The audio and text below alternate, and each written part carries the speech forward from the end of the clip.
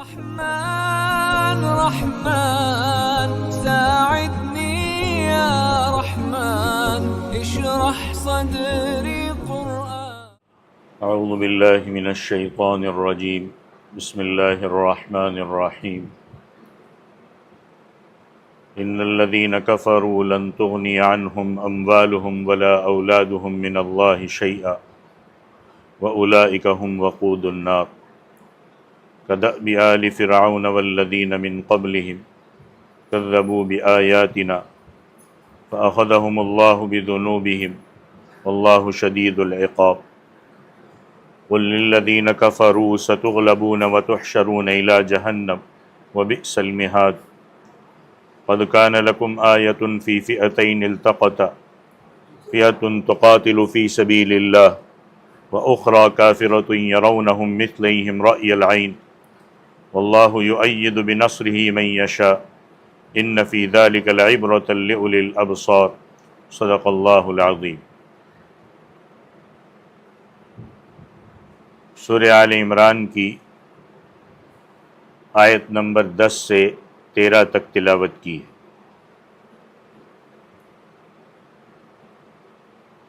اس سے پہلی آیت میں قیامت کا ذکر تھا. اس سے پہلے اللہ تعالیٰ نے نصارہ کی تردید فرمائی اور ان کے باطل عقیدے کا رد فرمایا. توحید کا مسئلہ بیان فرمایا. اللہ کی صفات الوہیت کا ذکر کیا اور جن متشابہ لفظوں سے یہود و نصارہ استدلال کرتے تھے اس کا جواب دیا. اب یہاں سے اس آیت میں کفار کے متعلق فرمایا کہ کوئی چیز انہیں اللہ کے پکڑ سے نہیں بچا سکتی، حتیٰ کہ ان کے مال اور ان کے اولاد بھی انہیں کوئی فائدہ نہیں دے سکتے. اس کے بعد جنگ بدر سے متعلق یہود مدینہ کی زبان درازی کا ذکر ہے. وہ یہ کہتے تھے کہ اہل مکہ نا تجربہ کار ہے جو مسلمانوں کے ہاتھوں مارے گئے، ورنہ ہم جیسے آزمائے ہوئے لوگوں کے ساتھ اگر واسطہ پڑتا تو مسلمانوں کو پتہ چلتا کہ کیسے جیتا جاتا ہے. اللہ تعالیٰ نے ان کی اس چالاکی کا بھی رد فرمایا ہے. اس کے علاوہ نصارہ اور مشرکین کی بھی تردید فرمائی ہے.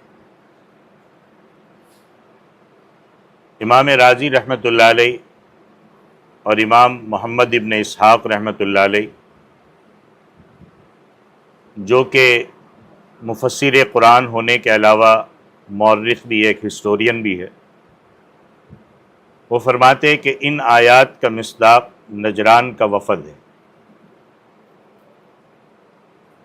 اس آیت میں جن کفر کرنے والوں کا ذکر ہے کہ جن کے مال اور اولاد ان کے کام نہیں آئیں گے، ان سے مراد ہے نجران کا وفد جو اللہ کے نبی کے پاس آیا تھا.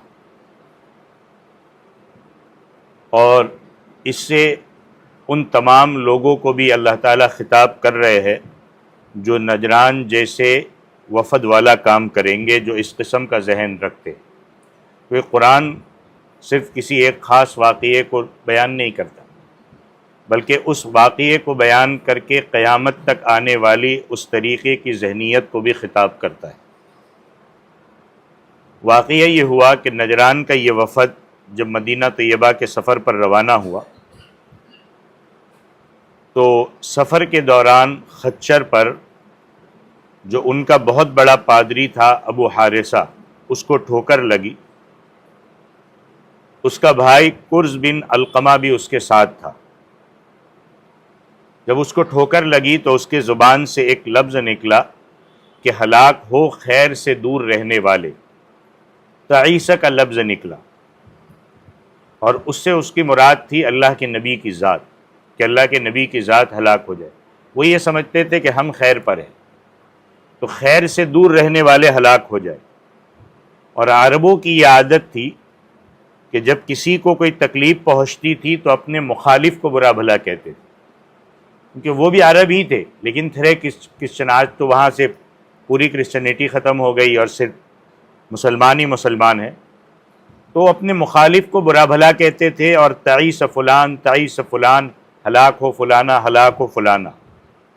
چنانچہ جب کرز نے یہ الفاظ ادا کیے تو اس کے بھائی ابو حارثہ جو پادری تھا اس نے کہا کہ تیری ماں ہلاک ہو، تم نبی آخر الزماں کی شان میں یہ الفاظ کہتے ہو؟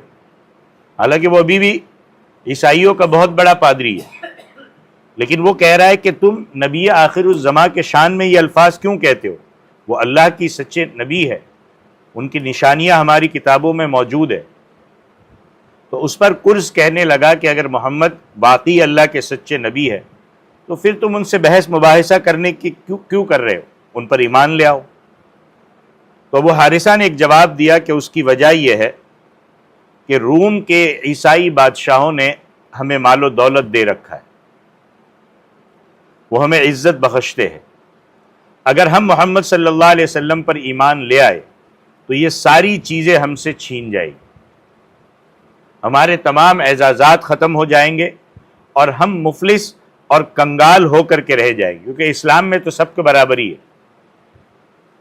یہ واقعہ سکھاتا ہے ان مسلمانوں کو بھی جو مال کے چکر میں پوری قوم کا سودا کر دیتے،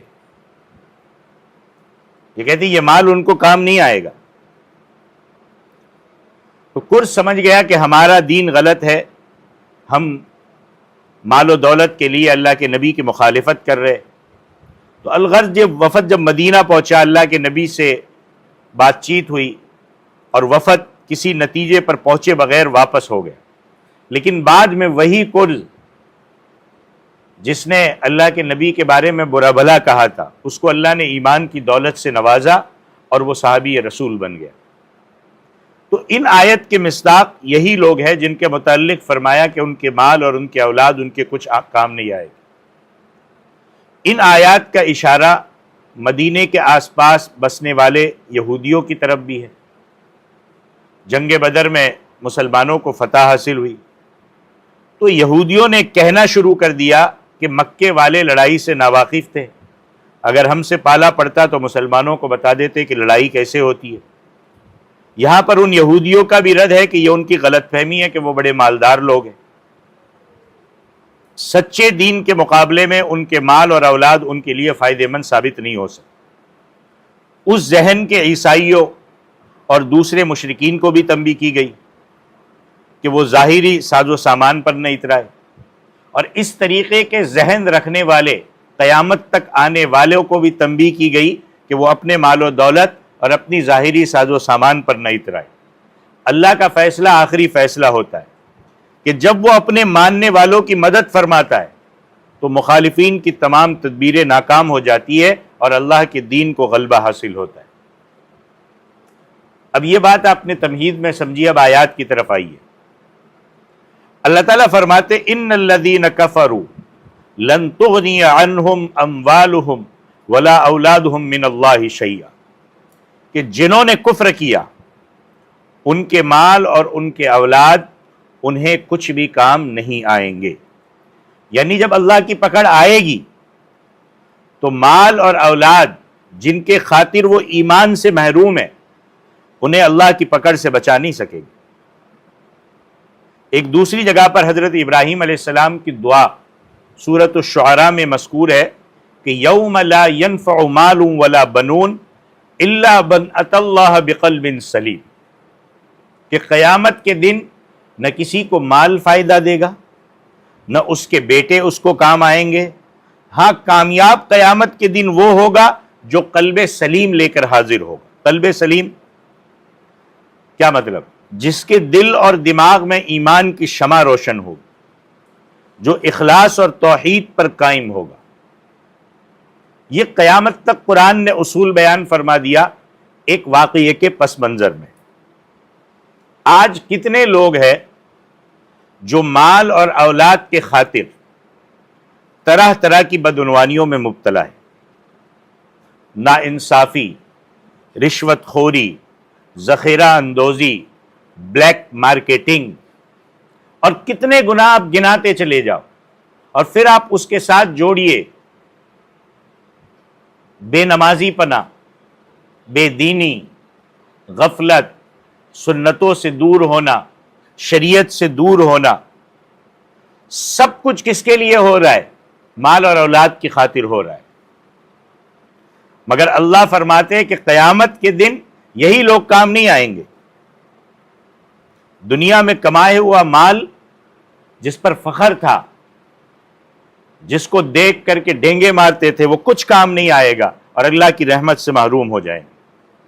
سورۃ الحاقہ میں آتا ہے کہ جس بدبخت کا اعمال نامہ، اس کی زندگی کا کچا چٹھا، اس کا رجسٹر جب اس کے بائیں ہاتھ میں آئے گا تو وہ چیخ اور پکار کر کہے گا کہ کاش مجھے یہ اعمال نامہ ملتا ہی نہیں، مجھ سے حساب کتاب ہی نہ لیا جاتا، میرا کام تمام کر دیا جاتا، کیونکہ ما اغنا عنی مالیہ، آج میرے مال نے مجھے کوئی نفع نہیں دیا۔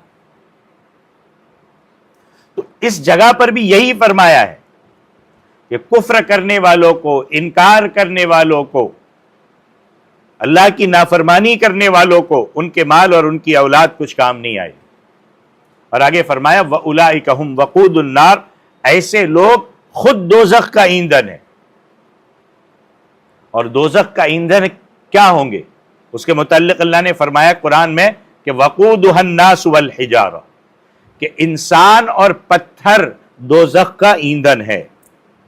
اب جو نافرمانی کرنے والے، جو کفر کرنے والے ہیں، ایک تو ایندھن پتھر ہے، اس پتھر کے ساتھ انسان دوزخ کا ایندھن بنے گا، کیونکہ کفر کے پروگرام کو غالب کرنے کے لیے یہ حق کا مقابلہ کر رہے ہیں۔ آج کے حساب سے بھی سمجھ لو، آج یہ آیت ہے، آپ اللہ کے نبی کا دور بھی سمجھ لیجئے کہ 40 سال میں نبوت کا اعلان کیا ہے، اور کتنے سالوں، کتنی وقت میں اللہ کے نبی دنیا سے گئے؟ 63 سال میں۔ اور آخری 2-3 سال جو تھے وہ فتح کے تھے، اس سے پہلے لگاتار پریشانیاں ہی پریشانیاں تھیں۔ تو آپ کہیں گے کہ اللہ نے تو وعدہ کیا، پھر ہو کیوں نہیں رہا ہے؟ اللہ ایک پروسیس سے ایک وقت تک گزارتا ہے۔ اللہ کے نبی 20 سال تک گزرے، تو ہمارے اور تمہاری کیا حیثیت ہے؟ اللہ ایک پروسیس سے گزارتا ہے۔ ہاں، اللہ کہتے ہیں جو کفر کے پروگرام کو غالب کرنے والے، چاہے وہ حقیقت میں کفر کا پروگرام غالب کر رہے یا پھر ایسے مسلمان ہے جو کفر کا ساتھ دے کر، قوم کا سودا کر کے کہ چند ٹکوں کے لیے وہ ظالموں کا ساتھ دے کر کے کفر کا غلبہ پہ کر رہے، حق کا مقابلہ کر رہے، ان کا ٹھکانہ یہی ہوگا۔ اگلی آیت میں اللہ تعالیٰ نے ان کفار کو آل فرعون سے تشبیہ دی ہے، مطلب کہ جیسی عادتیں قوم فرعون کی تھی ویسی ہی ان کی بھی ہے۔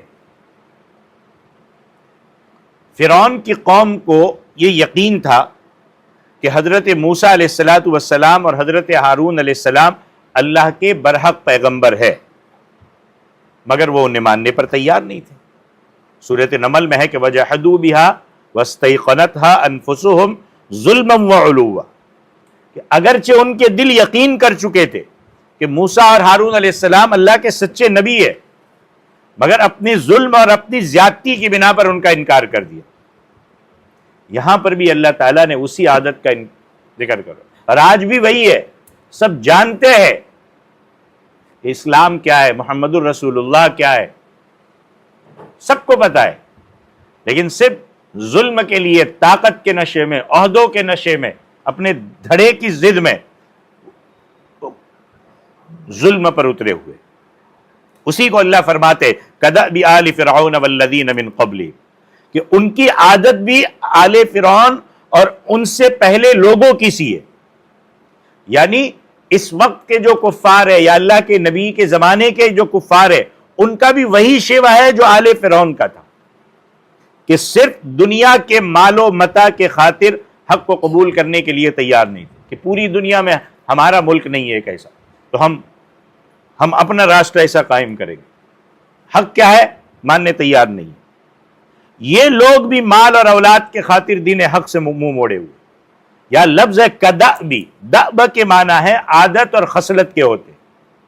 اللہ نے ہر دو قوموں کے عادات اور خصلتوں کا مقابلہ فرمایا ہے، اور آل کے لفظ سے مراد صرف پشتینی اولاد نہیں ہے، بلکہ جو اس کی آئیڈیالوجی کا، جو اس کے نظریات کا ساتھ دے، وہ سارے اس کی اولاد ہیں۔ حوالی، مالی، ہاں میں ہاں ملانے والے سارے اس کی اولاد ہیں، چاہے وہ اس کی حقیقی اولاد نہ ہو، لیکن اس آئیڈیالوجی میں اس کا ساتھ دینے والا وہ اس کے اولاد ہے۔ تو اللہ نے فرمایا ان کی عادت بھی آل فرعون اور ان سے پہلے لوگوں کسی ہے، اور والذین من قبلہم سے مراد وہ ساری پہلی قوم ہے جنہوں نے اپنے اپنے نبیوں کا انکار کیا۔ حضرت نوح علیہ السلام کی قوم، حضرت ہود اور حضرت صالح علیہ السلام کی قومیں، حضرت ابراہیم علیہ السلام کی قومیں، وغیرہ وغیرہ۔ یہ بات اچھے سے ذہن میں رکھیے کہ محمد الرسول اللہ صلی اللہ علیہ وسلم اور قرآن صرف مسلمانوں کے نبی یا مسلمانوں کا قرآن نہیں ہے، پوری انسانیت کے نبی ہے، اور پوری انسانیت کے لیے قرآن بھیجا گیا۔ تو فرمایا کہ کفار مکہ کی عادات بھی ان گزشتہ قوموں کی عادات کے مطابق ہے۔ انہوں نے کیا کیا؟ کذبوا بآیاتنا، اللہ کہتے انہوں نے ہماری آیتوں کو جھٹلایا۔ آیات سے مراد کیا ہے؟ اللہ کے احکام بھی ہے اور اللہ کے بھیجے ہوئے معجزات بھی ہے۔ گویا ان لوگوں نے نہ تو اللہ کے احکام کی پرواہ کی، نہ ہی پیغمبر کے معجزے کو سچا جانا، بلکہ جب بھی ایسی کوئی بات دیکھتے تو کہتے تھے یہ تو جادو ہے، یہ تو کرشمہ ہے، یہ تو سمجھ میں آنے والی بات نہیں ہے، یہ سائنس سے ٹکراتی ہے، یہ ہوتا ہے، یہ ہوتا ہے۔ آج کل یہی ہو رہا ہے۔ انہوں نے اپنے نبیوں کو کبھی مجنون کہا، کبھی شاعر کہا، ہمارے نبیوں کو، ہماری آیتوں کو جھٹلایا۔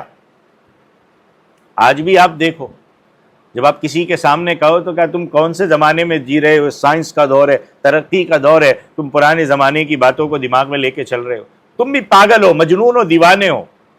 نبیوں کو کہا گیا ویسا ہمارے ساتھ ہو رہا ہے۔ جب ایسا کیا تو اللہ ایک اصول بیان فرما رہے کہ جب ایسا کیا تو پھر اللہ نے کیا کیا، اور آج بھی کوئی ایسا کرے گا تو اللہ ایک وقت تک مہلت دے گا، پھر اللہ کیا کرے گا؟ فَأَخَذَهُمُ اللَّهُ بِذُنُوبِهِمْ، اللہ نے ان گناہوں کی پاداش میں انہیں پکڑ لیا۔ آج بھی اللہ پکڑے گا۔ سمجھانا یہ مقصود ہے کہ جس طرح اللہ نے ان لوگوں کو اپنی پکڑ میں لے لیا، اسی طرح اہل مکہ یا مدینہ کے یہود و نصارہ یا آج اور قیامت تک کے آنے والے جتنے لوگ ہیں، اگر وہ اپنی بری حرکتوں سے باز نہیں آئے تو وہ بھی ایسی ہی پکڑ میں آ جائیں گے، پھر ان کا کوئی مددگار نہیں ہوگا۔ اور اللہ کیسا ہے؟ واللہ شدید العقاب، اللہ کی صفت رحمت بھی ہے، صفت رحمان بھی ہے، صفت غفار بھی ہے، لیکن جب اللہ پکڑنے پر آتا ہے تو اللہ سخت پکڑنے والا بھی ہے۔ واللہ شدید العقاب، جب وہ پکڑتا ہے نا تو پھر چھوڑتا نہیں ہے۔ سورہ بروج میں اللہ نے کیا فرمایا؟ ان بطش ربک لشدید، کہ آپ کے رب کی پکڑ بہت سخت ہے۔ اللہ کے غضب کو، اللہ کے غصے کو دعوت نہیں دینا۔ وہ حلیم ہے، وہ برداشت کرنے والا بھی ہے، مہلت بھی دیتا ہے۔ جب وہ مہلت دے رہا ہے نا تو آج آپ دیکھو اس مہلت کا کتنا غلط استعمال ہو رہا ہے، لیکن جب وہ پکڑتا ہے تو اس کو ضرورت نہیں پڑتی، ہواؤں کو چھوڑ دیتا ہے، زمین کو بول دیتا ہے اگل لے، سب کو، دریاؤں کی لگام چھوڑ دیتا ہے کہ جاؤ۔ رہائی کی کوئی صورت باقی نہیں رہتی ہے جب اللہ پکڑنے پر آتا ہے۔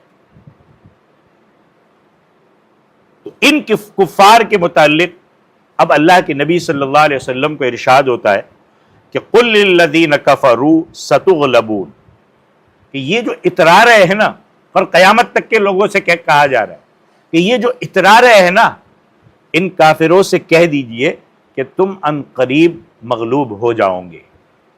اللہ کی پلاننگ چلے گی، مہلت دی ہوئی ہے، بے لگاموں کی طرح گھوم رہے ہو، بے لگاموں کی طرح جو چاہے کر رہے ہو اپنے طاقت کے نشے میں، اللہ کہتے ہیں تم ان قریب مغلوب ہو جاؤ گے۔ آج تم جن غریب، کمزور اور ناتواں مسلمانوں کو بے بس سمجھ کر رہے ہو، یہی تم پر غالب آئیں گے، اور تمہارا حشر یہ تو اسی دنیا میں ہوگا جس میں زیادہ دیر نہیں لگے گی۔ وہ ہمارے لیے 15-20 سال ہے، اللہ کے یہاں زیادہ نہیں ہے۔ اور آخرت میں کیا ہوگا؟ وَتُحْشَرُونَ إِلَىٰ جَهَنَّمَ، تمہیں جہنم کی طرف اکٹھا کیا جائے، تم سب کو جہنم کی طرف ہانکا جائے گا، اور جہنم کیا ہے؟ وَبِئْسَ الْمِہَادُ، بہت ہی برا ٹھکانہ ہے۔ اور یہ پیشین گوئی اس وقت کی گئی جب مسلمان طرح طرح کے مظالم کے شکار تھے۔ آج ہم چیخ رہے، چلا رہے، آوازیں اٹھا رہے، احتجاج کر رہے، ٹیکنالوجی کا دور ہے، یہ دور ہے، اس میں ہم کو نماز کی بھی آزادی ہے، ہمیں اپنے چیزوں پر چلنے کی پوری آزادی ابھی تک، آگے کا مجھے نہیں پتا، اور آگے کے مناظر بھی شاید ٹھیک نہیں نظر آ رہے، کیونکہ قوم غفلت سے نکلنے کے تک ابھی بھی تیار نہیں ہے۔ وہ جس روش پہ آج سے 20 سال پہلے چل رہی تھی اور جو حالات وہ دیکھ رہی ہے اس کے بعد بھی بدلنے کو لیے تیار نہیں ہے، وہ ترجیح آج بھی دنیا کو دے رہی ہے اور ظاہری دنیا کو دے رہی ہے۔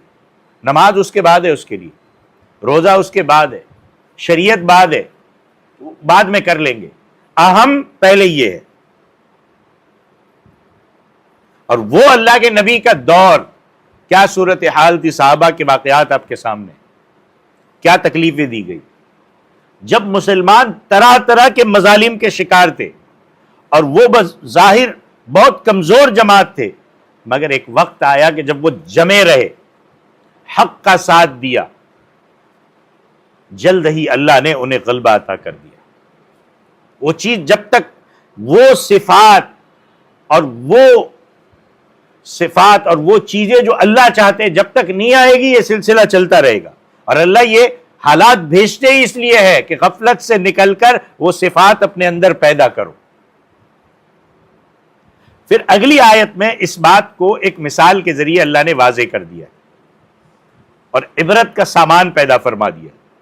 اللہ فرماتے قد کان لکم آیۃ فی فئتین التقطا، کہ تمہارے لیے آپس میں ٹکرانے والے دو گروہوں میں نشانی ہے۔ ان دو گروہوں میں سے مراد مدینے کے مسلمان اور مکہ کے کفار، ان کی نشانی۔ اور کیا ہوا؟ فئۃ تقاتل فی سبیل اللہ، کہ ایک گروہ وہ تھا جو اللہ کی راہ میں لڑتا تھا، مسلمانوں کی جماعت۔ یہ گروہ اللہ کے نبی پر ایمان لانے والا گروہ تھا، جو اللہ کی توحید اور اللہ کی کتاب کے غلبے کے لیے جہاد کر رہا تھا۔ وَأُخْرَى كَافِرَةٌ، اور دوسرا گروہ کفار مکہ کا تھا جو کفر کو غالب کرنا چاہتا تھا، کہ ہماری ہزاروں سالوں کی پراپرٹی، ہماری ہزاروں سالوں کی آستہ، ہم اس کو کیسے چھوڑ سکتے؟ وہ کفر کو غالب کرنا چاہتا تھا۔ چلتے چلتے جنگ بدر ہوا۔ جنگ بدر میں مسلمان کامیابی کے ساتھ واپس لوٹے تو مدینہ کے یہودی کہتے تھے کہ مسلمانوں کا واسطہ مکے کے ناتجربہ کاروں سے پڑا ہے، ان کو نہیں پتا کہ لڑنا کیا ہے، تو مسلمان جیت گئے۔ اگر ہم جیسے جنگجو اور تجربہ کاروں کے ساتھ لڑائی ہوتی تو دیکھتے کہ یہ کیسے کامیاب ہوتے۔ جیسے آج کے 50 سال پہلے کی بات کچھ اور تھی، اور آج کہنے والے، زبانیں چلانے والے کچھ اور ہے، کہ کچھ اور انداز سے زبانیں چلاتے، جیسے یہودیوں نے چلائی تھی۔ اللہ نے یہ واقعہ ذکر کر کے یہود مدینہ کو اور قیامت تک کے آنے والے لوگوں کو عبرت حاصل کرنے کی تلقین کی۔ فرمایا کہ مسلمانوں کی فتح کی وجہ جو تم سمجھ رہے ہو، یہ بات نہیں ہے کہ کفار مکہ کے پاس تجربہ نہیں تھا، یہ بات نہیں۔ فرمایا یرونہم مثلیہم رأی العین، اللہ کہتے وہ خود اپنی آنکھ سے انہیں دگنا دیکھتے تھے۔ جب مسلمان صحیح ہو اور صحیح راستے پر ہو، کم تعداد میں ہو، تو اللہ کی مدد ایسے آتی ہے کہ پتہ نہیں چلتا ہے۔ ظاہر میں کوئی ساز و سامان نہیں ہے، اور اس دیکھنے کا تعلق دونوں گروہوں سے۔ اہل ایمان دیکھ رہے تھے کہ کفار ان سے تعداد میں دگنے ہیں، اور واقعتاً ایسا ہی تھا، لیکن پھر بھی وہ ڈٹے رہے کہ نہیں لڑنا ہے، بھاگے نہیں، دگنے تو کیا ہوا۔ اور اس میں کوئی شک نہیں کہ کفار تعداد میں دگنے بھی تھے، اور دوسری طرف یہ بھی مانا ہے کہ کفار مسلمانوں کو اپنے سے دگنی تعداد میں دیکھ رہے تھے 313، کہیں پر 318 بھی آتا ہے، لیکن دگنی تعداد میں ان کو نظر آ رہے تھے جب حق کے لیے کھڑے ہو گئے تھے، کیونکہ اللہ نے مسلمانوں کی مدد کے لیے فرشتوں کو بھیج دیا تھا۔ اس کی تفصیل اور حکمت اللہ تعالیٰ نے سورہ انفال میں بیان فرمائی ہے کہ وَإِذْ يُرِيكُمُوهُمْ إِذِ الْتَقَيْتُمْ فِي أَعْيُنِكُمْ قَلِيلًا، کہ بدر کے دن تم ان کفار کو اپنے سے کم تعداد میں دیکھ رہے تھے، وَيُقَلِّلُكُمْ فِي أَعْيُنِهِمْ، اور تمہیں ان کی نظروں میں کم کر کے دکھایا گیا۔ مقصد کیا تھا؟ لِيَقْضِيَ اللَّهُ أَمْرًا كَانَ مَفْعُولًا، کہ اللہ جس کام کو پورا کرنا چاہتا ہے وہ مکمل ہو جائے۔ بس تم دین کے غلبے کے لیے کھڑے ہو جاؤ، اپنے اندر وہ صفات پیدا کرو، پھر اللہ کی مدد اپنے آپ آئے گی، کسی کو پتہ نہیں ہوگا کیسے آئے گی، ہمیں نہیں پتہ۔ تو میدان بدر میں اللہ نے شروع میں ایسی کیفیت طاری کر دی تھی کہ دونوں گروہ ایک دوسرے کو اپنے سے کم دیکھ رہے تھے۔ اہل ایمان نے کفار کو دیکھا تو انہیں مسلمانوں کو یہ کہ بھائی کم تعداد میں ہی ہے، اور اللہ نے کم تعداد میں دکھایا ان کو، اور کافروں نے ایمان والوں کو دیکھا تو وہ بھی تھوڑے نظر آئے اور حقیقت میں کم تھے۔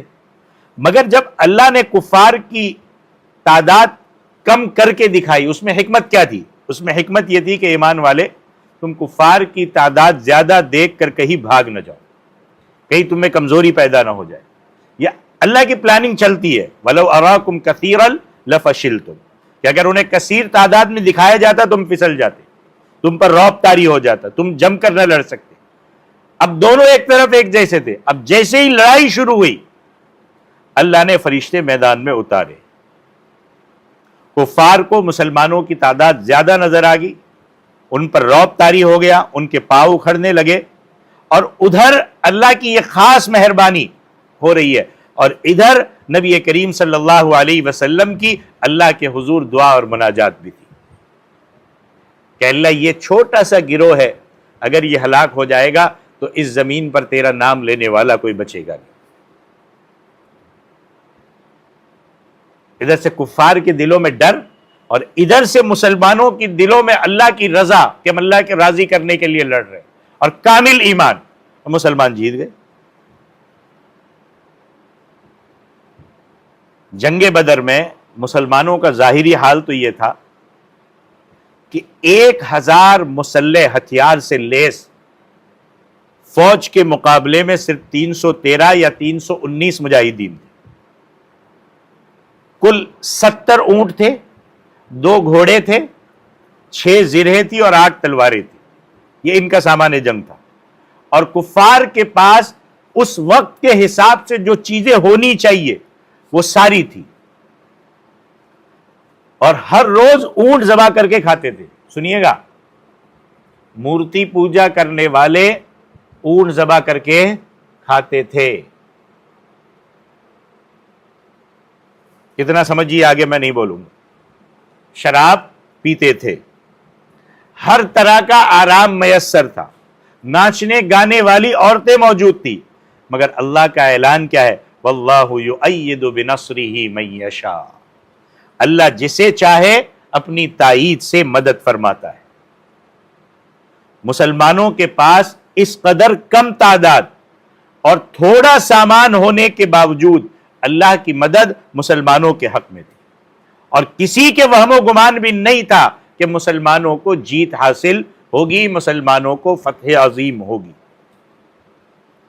اسی کو اللہ نے فرمایا ان فی ذلک لعبرۃ لاولی الابصار، کہ مسلمان تو ایسا نہیں ہے کہ کفار کو تجربہ نہیں تھا اس لیے مسلمان جیت گئے، نہیں، بلکہ اس میں اللہ کی مدد شامل حال تھی۔ ایسے واقعات میں عبرت ہے ان لوگوں کے لیے جو صاحب بصیرت ہے۔ اللہ نے طاقتور دشمن کو کیسی عبرتناک شکست دی۔ اسی ملک میں انگریز تھا، کتنا طاقتور تھا، کیسے بھاگا؟ مسلمانوں نے اپنے دین اور اپنے ایمان کو بچانے کے لیے لڑے، اور اس وقت کی سپر پاور، آج کا تو برٹن کا حال الگ ہے، اس وقت کی سپر پاور برٹن، اس کو یہاں سے بھگایا۔ اس بدر کے میدان میں مسلمانوں میں سے صرف 14 شہید ہوئے، جن میں ایک 16 سال کا بچہ بھی تھا، واہر جذبہ۔ اور ہماری کیا حال ہے، کیا جذبہ ہے؟ ایک 16 سالہ بچہ بھی تھا، اور ان کی قبریں آج بھی وہی میدان بدر میں ہیں۔ برخلاف اس کے کفار کے بڑے بڑے اشخاص، 70 بڑے بڑے لیڈر مارے گئے، اتنے ہی تعداد میں قیدی بنا لیے گئے، بہت سا مال غنیمت بھی مسلمانوں کے ہاتھ آیا، بچے کھچے کفار نہایت ذلت کے ساتھ بھاگ گئے، مگر پہنچ کر ان کو بڑی خفت اٹھانی پڑی، کئی دنوں تک اپنے گھر سے نہیں نکلے۔ مکے والے تو کہ ابھی مسلمان ختم ہوں گے، ابھی ہمارا لشکر آئے گا، اب ہم ہی خوشی منائیں گے، مگر ان کی امیدوں پر خاک پڑ گئی۔ یہ واقعہ بیان کرنے سے اللہ کی مراد ہر ایسی سوچ رکھنے والے کو عبرت دلانا مقصود ہے کہ تم اپنے سامان حرب، اپنی حکومت، اپنے عہدے، اپنے پیسے، اپنی طاقت پر بھروسہ نہیں کرنا، اپنے ماہرین جنگ پر غرور نہیں کرنا، اپنے تجربے، اپنی سازشوں، اپنی جنگی چالوں، اپنے سسٹم پر غرور نہیں کرنا۔ اللہ جب چاہتا ہے تو چھوٹے لشکر کو بھی بڑے پر غالب کر دیتا ہے۔ گزشتہ سورت میں کیا آیا؟ کم من فئۃ قلیلۃ غلبت فئۃ کثیرۃ باذن اللہ، کہ کئی دفعہ ایسا ہوا ہے کہ اللہ کی مدد سے چھوٹے چھوٹے گروہ بڑی بڑی جماعتوں پر غالب آئے۔ میں اسی بدر کے میدان میں جبکہ کوئی جا نہیں رہا تھا، میں خاص طور پر صرف اس معرکے کو جو ایمان اور کفر کا پہلا اور زبردست معرکہ تھا، اس میدان کو دیکھنے گیا تھا۔ اور آج بھی وہ جنگل ہی ہے، کوئی بستی آباد نہیں ہے ادھر، آج بھی وہ جنگل ہے۔ وہاں صحابہ کی بھی قبریں ہیں، وہاں ابو جہل کی بھی قبریں ہیں، اور ہمارے وارے مسلمان نادان جا کے آج اس قبر پہ پتھر مارتے یا اس قبر پہ جوتا مارتے۔ کیا ثابت کرنا چاہتے ہیں؟ اور جس جگہ اللہ کے نبی کا خیمہ تھا اور اس خیمے میں اللہ کے نبی نے رو رو کر دعائیں مانگی تھی، وہاں ایک بہترین مسجد بنائی ہے مسجد عریش کے نام سے، اس میں بھی نماز 2 رکعت اللہ نے پڑھنے کی توفیق عطا فرمائی۔ تو اللہ جب چاہتا ہے چھوٹے سے لشکر کے بڑے پر غالب کر دیتا ہے۔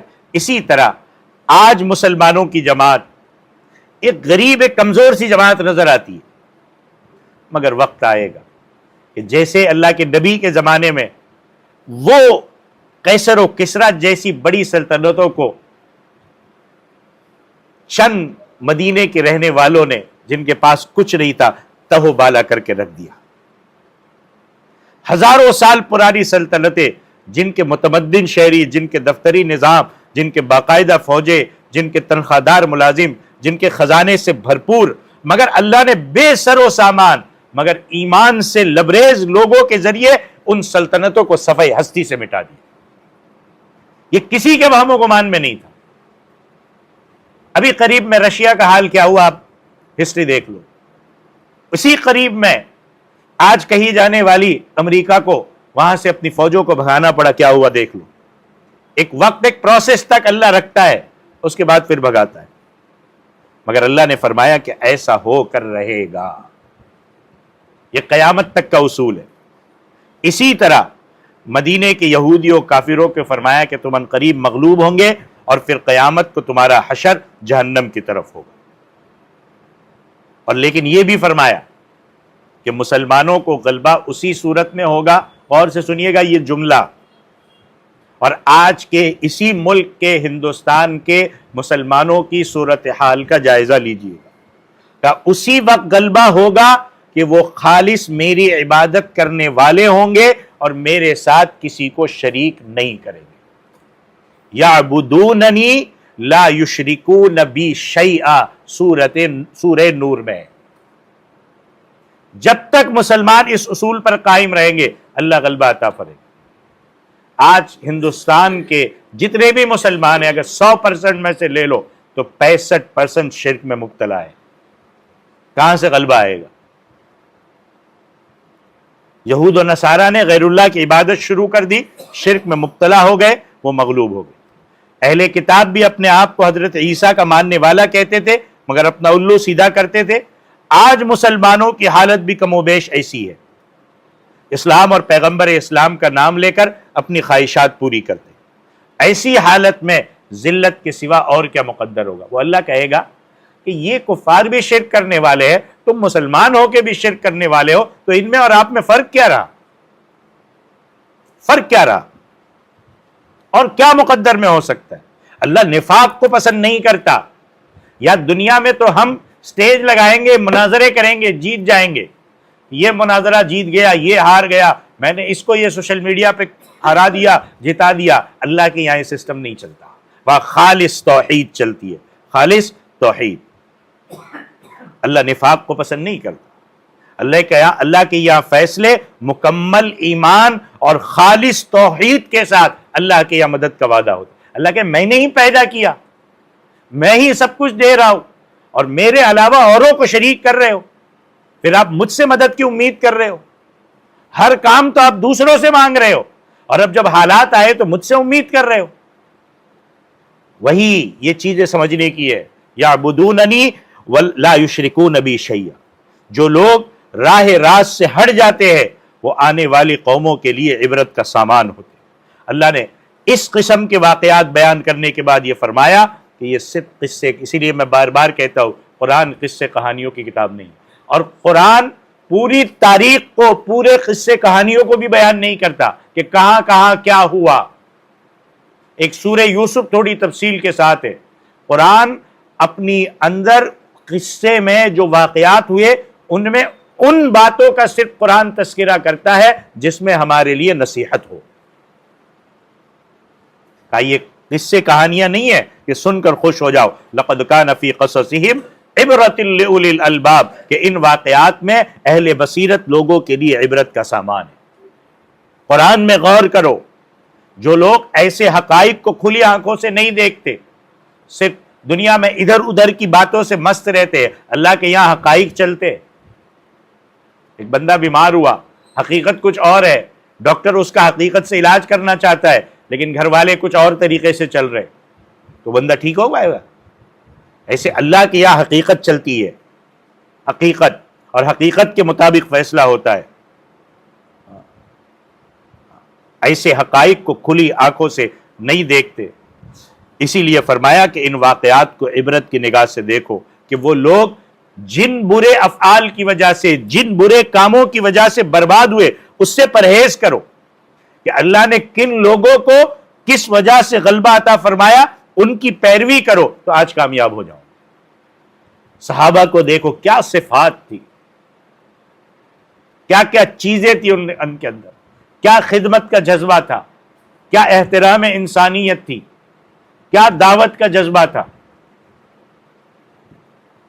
اور وہ ان لوگوں کو بھی دیکھو، ان کے واقعات میں بھی غور کرو کہ جن کاموں کی وجہ سے اللہ نے ان کو برباد کیا، کیا وہ صفات ہمارے اندر ہے یا وہ صفات ہے جو صحابہ والی اور فتح یاب ہونے والی ہے. اس پر صرف غور کرنے کی ضرورت ہے. بس اتنا فرق ہے. اگر وہ صفات ہے جو صحابہ والی ہے، جو ایمان والوں والی ہے، تو مدد اترنے میں دیر نہیں لگے گی. اور وہ ہے تو پھر ویسے ہی چلتا رہے گا جو بدعمالی والی ہے.